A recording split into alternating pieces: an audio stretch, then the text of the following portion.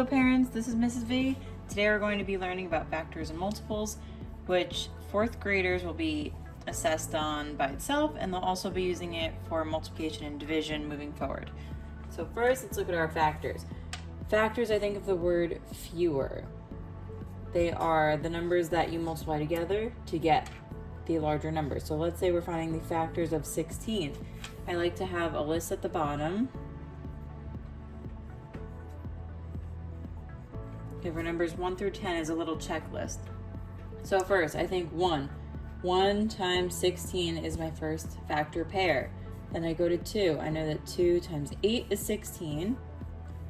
3 doesn't work. 4 times 4.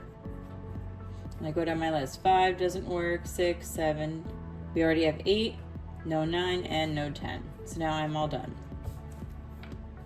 Now with our factors, they can either be prime or composite. So prime is when there's only one factor pair. So if I only could get 1 times itself, it would be prime. But here we have 2 additional factor pairs. So it's not prime, it is composite.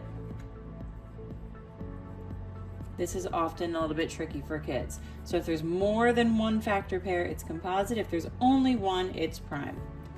Next, we're going to look at our multiples. So multiple more is a word that they might think of, or skip counting.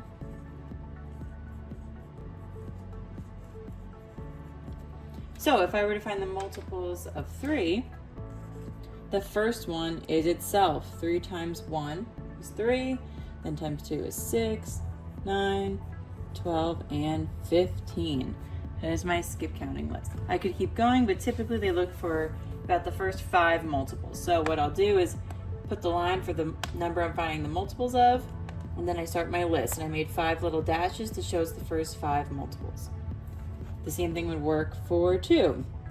Multiples of 2. I want the kids to visualize this list because they get stuck. Which one's multiple, which one's factor?